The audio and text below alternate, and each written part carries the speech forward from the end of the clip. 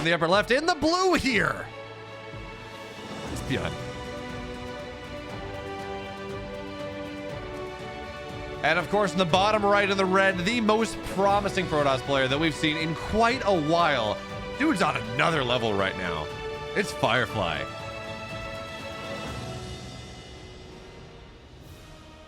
And have Byun and Firefly played against each other? I'm actually not sure. And oh, well, okay, they have. It's 7-0. Well, Gumio and Firefly played each other last round, and that was a 6-3 scoreline, and it was about an 85 to 15% chance that Firefly would win that series, and Firefly did it 2-0. He scouted everything he needed to, he responded perfectly, and he just won the game. Now, I don't know that Byun's going to do anything particularly nasty in this series. I would think at the very... Oh, I don't know that he saw what happened. Again, he was in a long, like 45-minute long series against Clem, best of 3. The last game was about 25 minutes long, so didn't have a lot of time to go and scout out what happened in the last Firefly series. Even still, I don't know that Byun is not quite the level of crazy that Firefly is. Not. Okay, that is crazy though. Look at this here. Supply depot on the high ground. No, never mind. What am I saying? You block it with the reactor. It's okay. I was going to say something about how Byun is doing something a little weird where he's allowing the scout, but Firefly's not opting into it, and it's mind games, but I just add on blocks. It's okay. We are totally fine here. But what I want to know is Firefly holds the high ground here, holds the Zelnaga in the dead area. Space plays ring around the Rosie. The probe should die, but it is buying time. It is buying space. Firefly buys a little. Nope, does not buy more time. We'll die. But it is what actually, you know what, that did buy a lot of time, because that meant the Adept could find the Reaper on the map instead of on Firefly's side. It meant this is scouting denied by the Reaper for a time, which realistically is not going to show much anyways. It's not like, well, Firefly's doing a ton of stuff, but again, it's something. Small things. And by the way, Firefly on the high ground here, does he see? He sees the natural. Okay, so he knows this isn't a one base all in now. He knows also the factory was probably taken pretty quickly because, well, because of the timing of the command center, and that is absolutely the type of stuff that Firefly is looking for. So he's gonna know that, hey, my opponent has more tech early. My opponent's natural is delayed.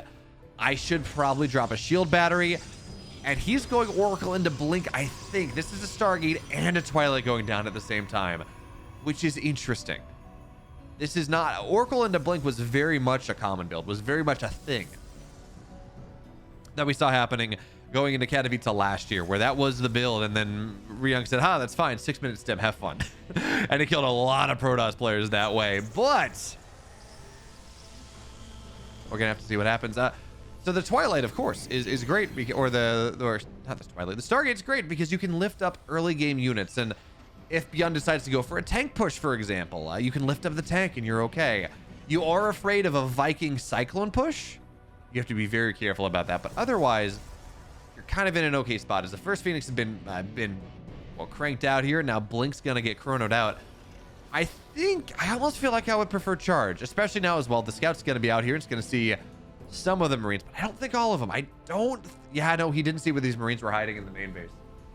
So there's not a lot of vision. He hasn't seen the medevac either.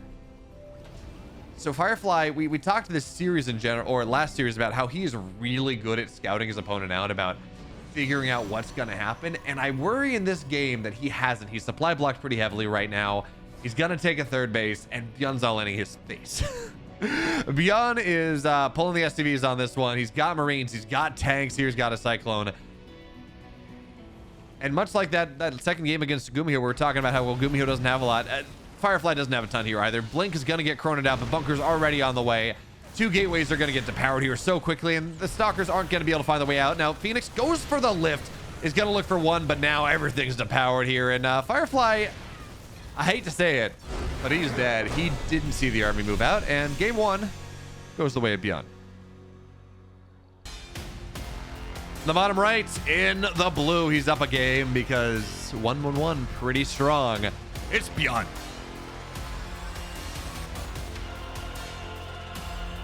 And the upper left in the red, hoping to scout a little better this time, hoping to maybe figure out what his opponent's doing before it's literally sieged up in his wall. It's Firefly.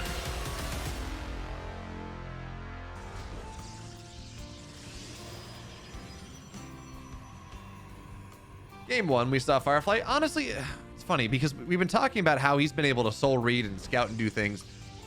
But the other way to look at it, that is say that, man, this guy cuts a lot of corners. And I know I talked in that Gumio series about how he doesn't cut corners, but that's not fair to say. He just cuts different corners, buoyed by his ability to scout properly and make the read. So when he doesn't have those reads, when he's not able to quite piece together what's happening, all of a sudden it's like, well, you know, you look real dumb. Which again is not necessarily that's not an assessment of the player. That's just when you play go big or go home, when you play these boomer bust styles that Firefly's been going for, if it busts, it busts. You get kicked out of the casino, you get to spend your night in a gutter. It's just not good. But if you boom, you take the house. You're rich until the end of days. You take down players that you really shouldn't beat. And well, I'm excited to see what's going to happen in this game because, well, you know, Byun, he pulled wool over Firefly's eyes in game 1. It didn't work out for him all that well. And Firefly, game 2, sees that, yeah, there's a factory on the way, sees the reactor. This is the same way that Byun opened in game 1. Doesn't mean he's going to go for the same build, but it's the same way he opened in game 1 with 1-1-1, natural on the high ground, I'm going to have to assume. But already it's a bit different because 2 Reapers coming out of the barracks. And I do like that Firefly is hanging around here. Game 1, he didn't sacrifice the probe. I mean, he died, but he brought it back to Zelnaga. He didn't maintain the scout as much. Now, well, I was going to say, I like holding the position here because what it means is you know that it's a double Reaper opener.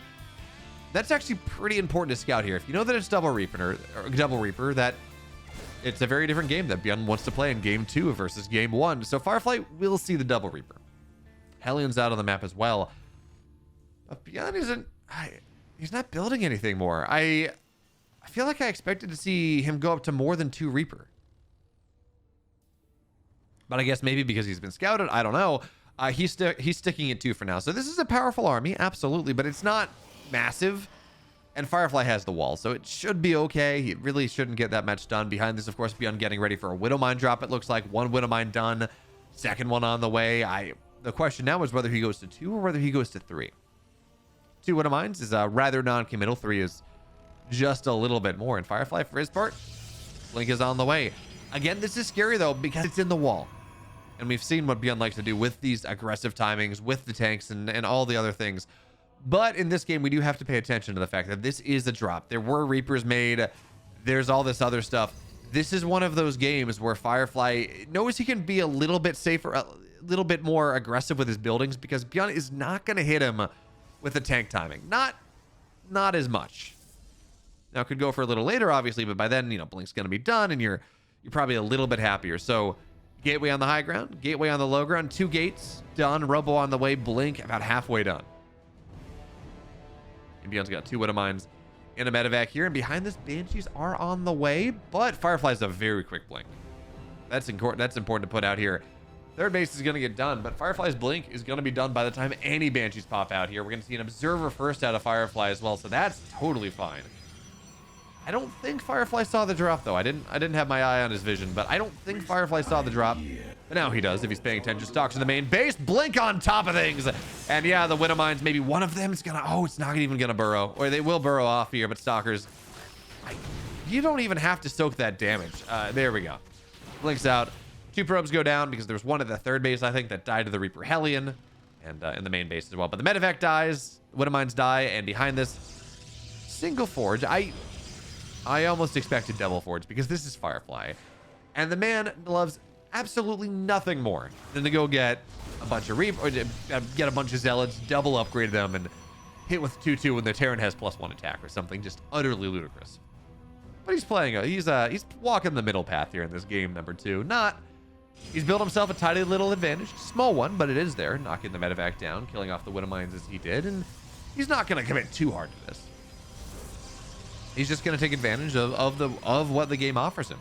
Let it come to him. So charge on the way, +1 armor on the way, additional gateways, because you got to go into that as the 3rd base is done. His 3rd base is done. And meanwhile, Byun, Sim only just now getting started. This is a 7:30 timing. It's, again, not all that quickly, but we do have 1 Banshee on the map. Only a single Banshee with... It's interesting here that Byun decided to commit to a single Banshee with Cloak. Generally, if you go one Banshee, you don't get Cloak because it's probably not worth doing. If you commit to two Banshees, you will get Cloak because it's going to pay for itself. And by the way, Firefly is already on top of things a little bit. He's got an Observer. How did I mean, part of it is just good positioning, obviously. But he's building a cannon in the natural. Where this Banshee's going to arrive from, he's still going to take some damage because he's not perfectly positioned.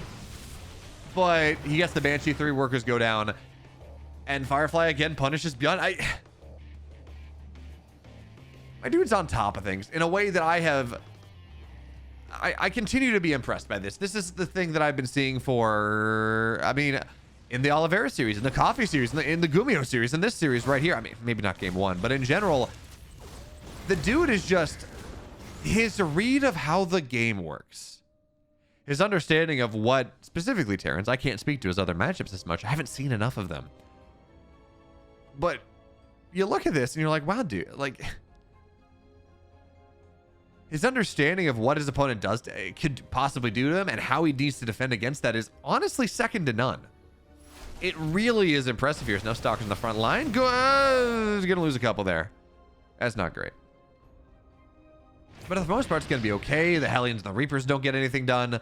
Third base done here. Stalkers again, they're still gonna posture around and Warp Prism into the main base. Charge lots aggro onto a supply depot, which is not what you want, but a little bit of damage, picks him up, gets an SCV, backs up here. Now, Byun has the fear of God in him. He knows that moving out is going to be met with 8, 10, 12 Zealots in his main base, which is not what he wants. So he's going to have to be a little more conservative on things, at least until the Vikings out. And that should buy time. There we go. Observer's dead. That should buy time for Firefly to go and get Storm out. It's not the slowest upgrade. It's a pretty quick upgrade. And with +1 as well, chronoing it on out. So he's going to have an upgrade lead. He's going to have Storm. He's going to have these Immortals. And by the time Byun moves on the map here, I think Firefly is going to have what it takes. He's up 12 workers. Byun's pulling the boys. Okay. Firefly needs to buy time right now. He needs to identify what's happening, but the Observer's dead, so it's not an easy scout. If Firefly can buy 30 seconds, if he can buy 30 seconds, he's going to be okay because Storm eviscerates everything that happens here. Zealots are going to take the fight early before the SCVs are in the front lines. This is so smart out of Firefly, getting so much of the army down. Widowmines don't get a lot here. And now Storm, 20 seconds, buying time here. High Templar have to cut away, though.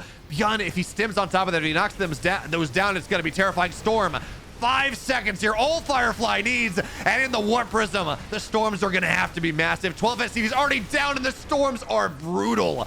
So much damage onto this army. The Medivacs, so little HP to them as the Stalkers knock down a bunch of these Widow Mines. And now, well, we're going to reset once again, but there are more Storms available, and the SCV count has been massively diminished as Byun looks to move forward here. Zealot on forward, on top, looking to bait the tank shots just a little bit. Where are our Storms on the back line? They're massive again. And Firefly continues to do what he's got to do. Archon's warping in. This army is just not strong from Byun anymore. Immortal in the front line. Firefly microing as well as he can. More Zealots are going to have to get warped in here. And Firefly, he had the read. He smashes Byun in this game too. Absolutely annihilates him. The upper left here in the blue. Game 1 worked out really well. Game 2, that push absolutely didn't. It's Byun.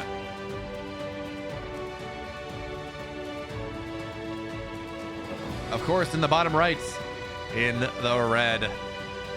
Perfect timing, perfect holds. Firefly.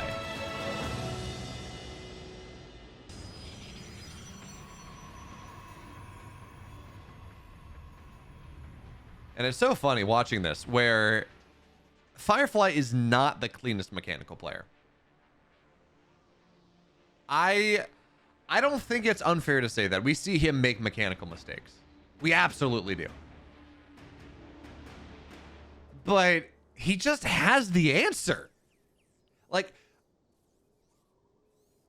I have not... Maybe I'm riding the Hopium train too hard. Maybe I'm riding this hype too hard. I don't know.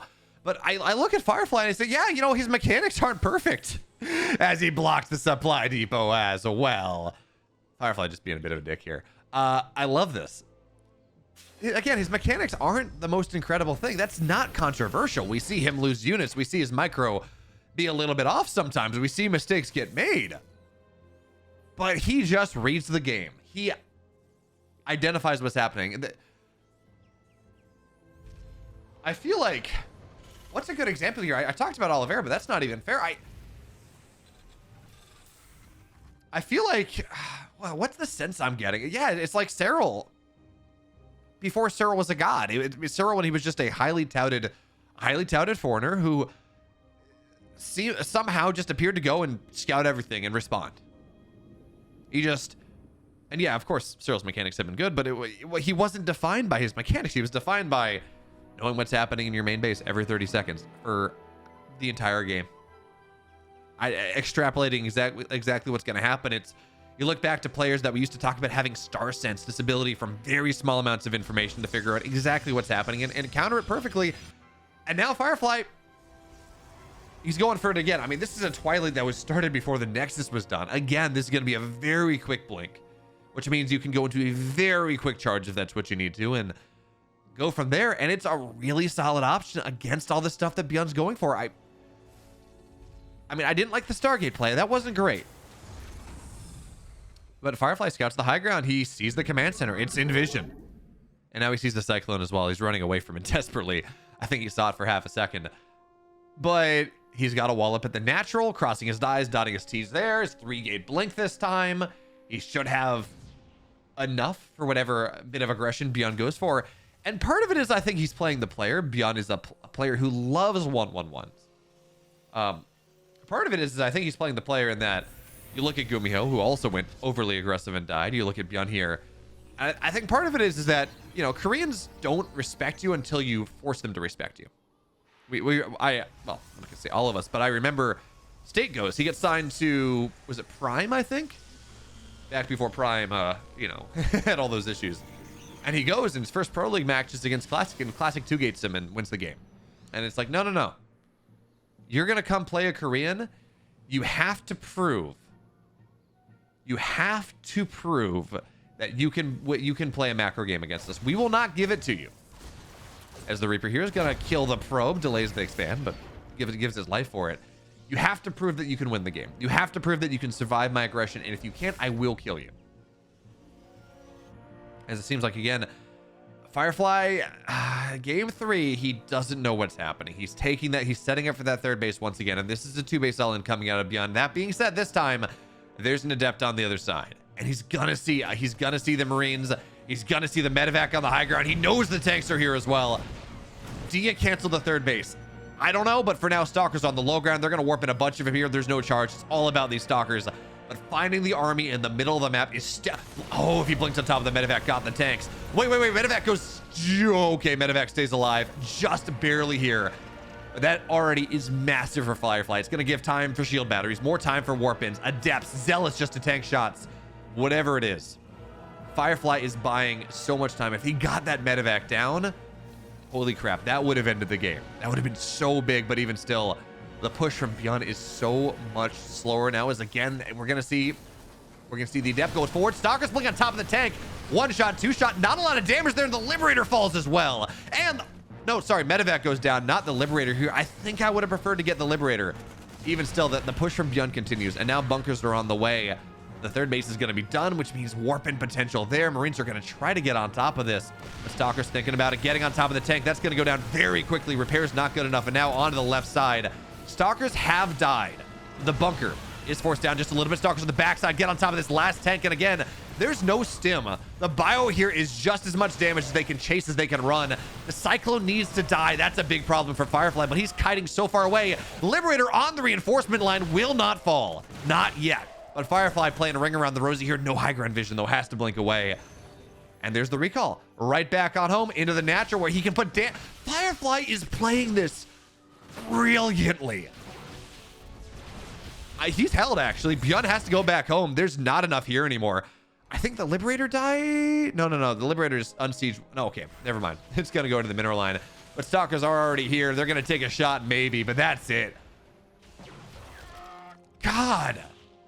Firefly is so smart. I know I keep saying it, but it continues to be true. He goes, gets the tank down, and loses a couple for it, and that's fine. Micros to the left side because it gives him attack pattern later on. That's a little overzealous, though. But he goes, blinks on top of the tank, goes left here, gives him attack pattern, high ground vision, so he can start to poke away at the bunker, make sure that goes down, make sure that gets canceled. And then he has an opportunity because he's a lot closer to the tank, the backline tank. Blinks on top of it onto the forest side, knocks that tank down, then continues microing back to the reinforcement line, so he doesn't take that much damage. And behind this, he's probing up the third base. He's not all that up in economy. That's the one thing we have to talk about. His economy's only okay, and can't lose the warp prism here. 3 Stalkers and a warp prism. A little overzealous there, Firefly. And again, this is what I'm talking about. The dude is smart. His reads of the game, his understanding of what he has to do are incredible. But honestly, the mechanics aren't quite there. We see him making mistakes like that, trying to go up to the high ground and losing too many Stalkers for it because the blinks aren't perfect. Losing his warp prism because he's not quick enough on the response because he goes to look at something else. His macro game, his meta game is some of the best in the game. And maybe I'm jazzing him up a little bit too much. I don't know. But realistically, I think it's fair to say that his meta understanding, his overall game sense is second to none. Not second. It's up there with the best. But he is let down by his mechanics. And that's why, despite this, what should have been a really good game for him, he is a little bit behind. He's lost more resources. His economy is only 7 workers up on the Terran. Although, in fairness, some of that is that he's only taken 3 gas. This is Firefly style to the extreme, +1 armor, charge lots of mortals, tons of stuff. And against what Byun's doing, again, it's solid. Maybe you might like Splash. That's a lot of Marines. And actually, I like this adaptation from Byun. 0 Marauders. Absolutely 0 Marauders. Just Marines and tanks. And against and he's pulling the boys too. This is a hard hold. This is a big problem. Now, SCVs in the main base are going to be here, but honestly, it's a problem because you don't know that SCVs... now you do, Firefly. But you can't take the fight in the middle of the map. Zealots are getting ready. Guardian Shield here as well. We're going to see the recall. More Zealots are going to get added in from both sides. Overcharge is going to get popped right now. Guardian Shield is strong, but the Zealots got to crunch through this line. They have +1 armor. They're a little bit tanky. And doesn't really matter that Byun has Marines and not tanks. No, not at all. Everything's dead. And the medevac goes down with everything inside. Firefly just takes a perfect fight and Byun's dead anyways. I'm talking about how Firefly goes, and it's a problem because it's Marine tank and that shreds Zealots, and SCVs are getting pulled, and there's a buffer and everything that you could possibly want, and he's lost these units, and it doesn't matter because Firefly is just, he takes the perfect fight in. Byun in this game, he's over at this point. Stalkers get on top of the medevacs. They're gonna fall. The tank's dead. There's no tech here. It's literally just armored Marines. +1's just about done, and 4th base on the way for Firefly. Byun put himself in a guillotine, and Firefly's in the finals. I love this kid. He's brilliant.